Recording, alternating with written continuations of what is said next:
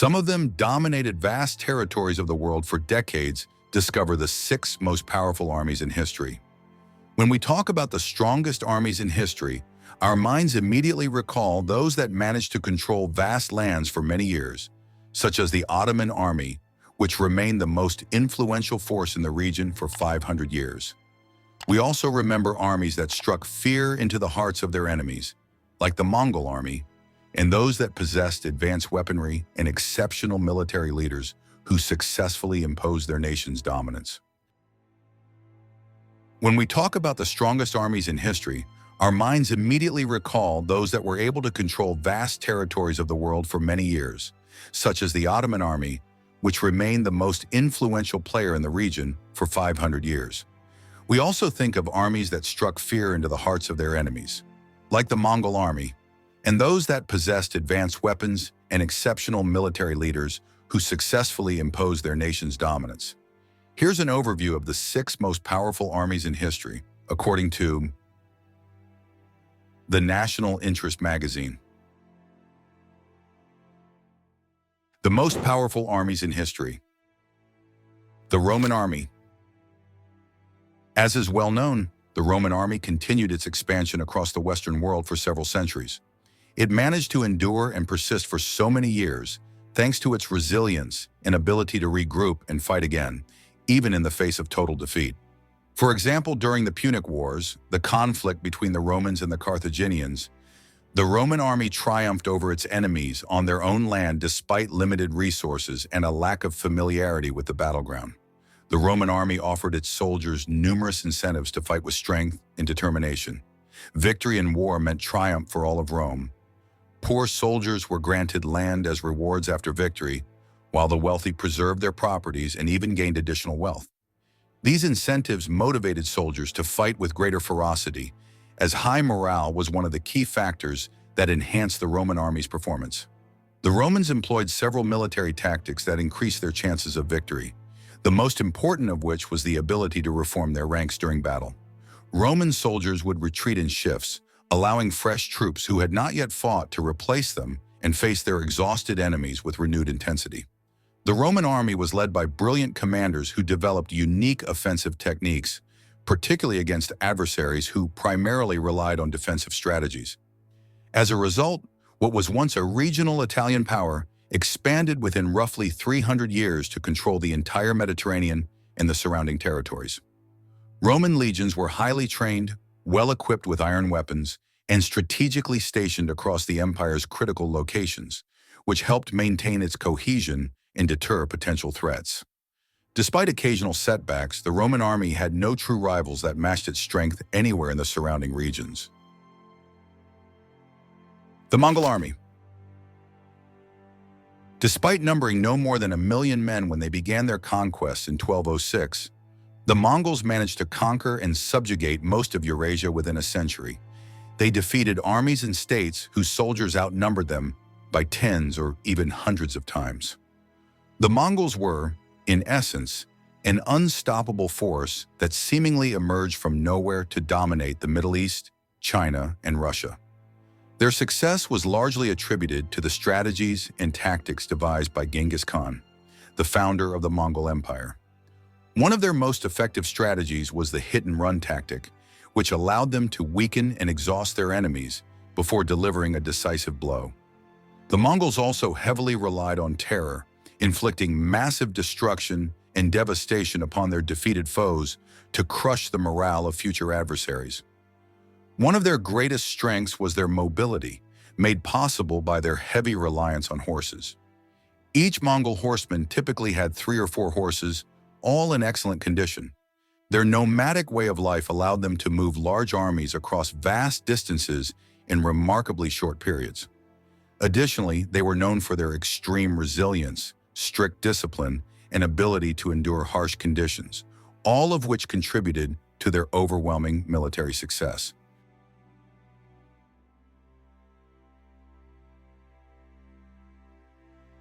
The Ottoman army. At its peak, the Ottoman army conquered much of the Middle East, the Balkans, and North Africa. In 1453, it captured one of the most powerful cities in the world, Constantinople. For 500 years, the Ottoman military remained the dominant force in a region that had once been divided among numerous states, maintaining its power until the 19th century and standing firm against all its neighbors. The key to the Ottoman army's superiority lay in its early adoption of cannons and firearms, ahead of many of its adversaries, who were still relying on medieval weaponry. This technological advantage proved decisive in the empire's early years.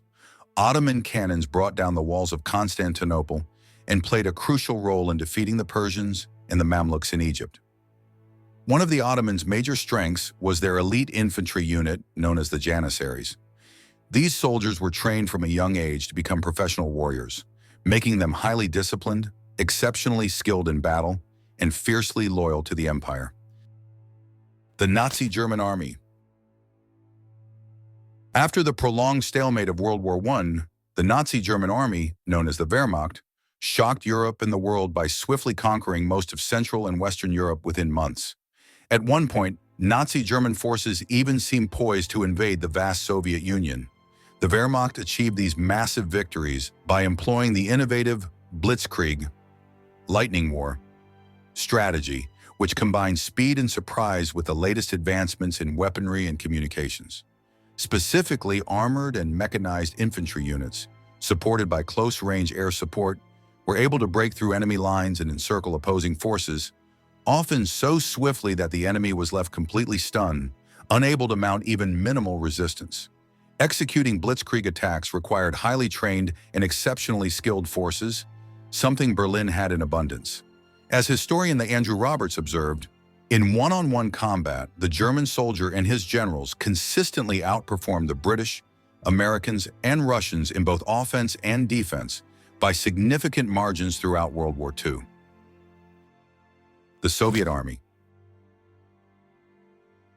The Soviet Army, known as the Red Army before 1946, was more than any other military force responsible for turning the tide of World War II. In fact, the Battle of Stalingrad, which ended with the surrender of the entire German Sixth Army, is universally regarded as a turning point on the European front during the war. It is worth noting that the Soviet Union's victory in the war and its ability to threaten the rest of Europe for the following 4 decades after the fighting ceased had little to do with superior technology outside of nuclear weapons or military genius. In fact, Stalin's military leadership was disastrous, particularly in the early stages of World War II. Instead, the Soviet Army was a military juggernaut thanks to its sheer size, measured in terms of land area, population, and industrial resources. As historian Richard Evans, a leading expert on Nazi Germany, explained, according to Soviet estimates, the Red Army lost more than 11 million soldiers during the war, along with over 100,000 aircraft, more than 300,000 artillery pieces, and nearly 100,000 tanks and self-propelled guns. Other sources estimate military personnel losses to be much higher, with figures approaching 26 million. There were certainly moments of military genius, particularly in Stalin's eventual appointment of qualified commanders and the use of promising military technologies, notably the T-34 tank. However, these were not the decisive factors in the Soviet Union's ultimate success. The enormous sacrifices endured during the Battle of Berlin played a significant role in their victory. Apart from nuclear weapons, the Soviet Army in the Cold War did not differ greatly from its adversaries. While NATO enjoyed technological advantages during the 4-decade struggle, the Soviet Union held massive numerical advantages in many areas, most notably in manpower. As a result, the United States and NATO planned to rely on nuclear weapons early in the event of a conflict in Europe. The United States Army. For much of its history, the United States intentionally avoided maintaining a large standing army. This was by design. While the U.S. Constitution directs Congress to support and maintain a naval force, it grants Congress the exclusive power to raise and support armies only when necessary. The U.S. adhered to this model until the end of World War II, when large armies were mobilized during wartime but quickly demobilized afterward. Even so, since the early 20th century, the U.S. Army has been highly influential, particularly in battles against national states. The United States' entry into World War I and World War II helped tip the balance of power in favor of the Allies. Though the U.S. Army is not as large in terms of sheer numbers as armies of other countries, such as the Soviet Union, the American military is a highly trained fighting force, equipped with advanced technology. It is also supported by the most powerful naval and air forces the world has ever known.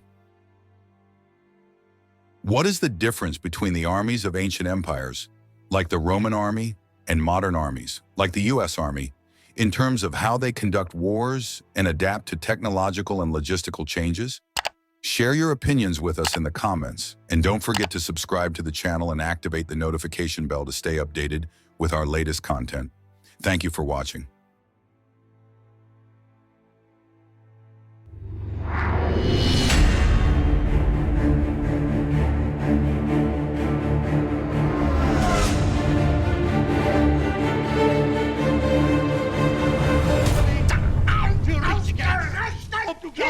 Dass ich fleißig gewesen bin, dass ich gearbeitet habe, dass ich mich in diesem Jahr eingesetzt habe, dass ich anständig meine Zeit